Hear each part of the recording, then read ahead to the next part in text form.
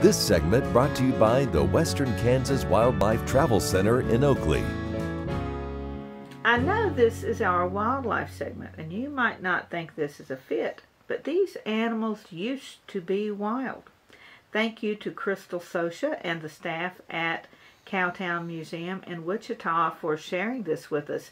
You know, Crystal is one of our favorite photographers, and we often share her images on our Around Kansas Facebook page and have featured her on Around Kansas. And you will see from this video what a multi-talented young woman she is.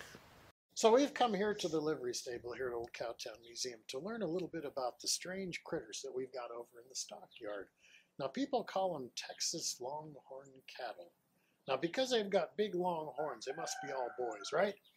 Actually not.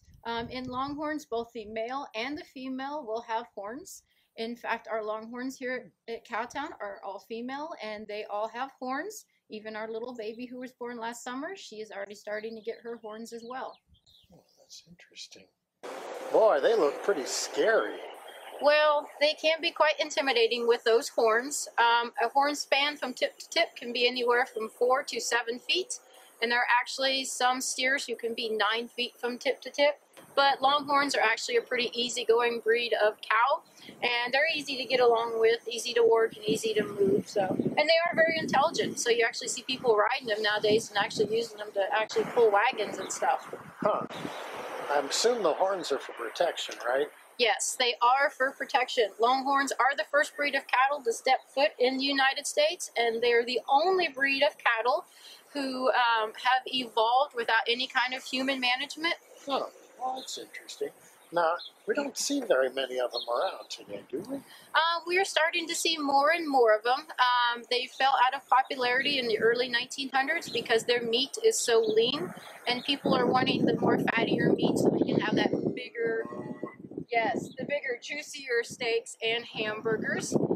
And even in the 1920s, that caused them to almost become extinct. And in 1927, the U.S. government actually set up a preservation forum in Oklahoma and in Nebraska to keep the breed from going extinct. But nowadays, we're seeing more of them because people are wanting a more healthy lifestyle and a healthy diet, so they're turning back to the Longhorns. So I hear them referred to as Texas Longhorns.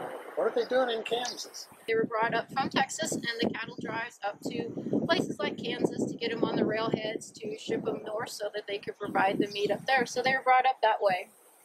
Why didn't they use their own cows back east?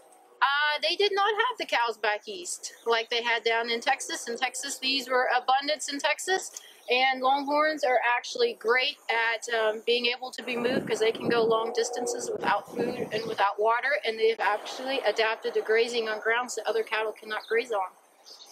Very interesting, very interesting. Well, Crystal, thank you very much. This is very, very interesting. I'm sure this will satisfy a lot of our guests' curiosity about these strange animals that we have here.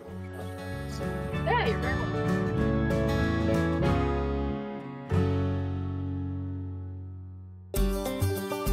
Welcome to the Western Kansas Wildlife Travel Center, right here in my hometown of Oakley, Kansas. We're the front door of Western Kansas, located on 3 main highways, I-70, US 83, and US 40. And all those roads lead to history, beautiful scenery, and adventure, no matter which direction you go. We now have an IHOP.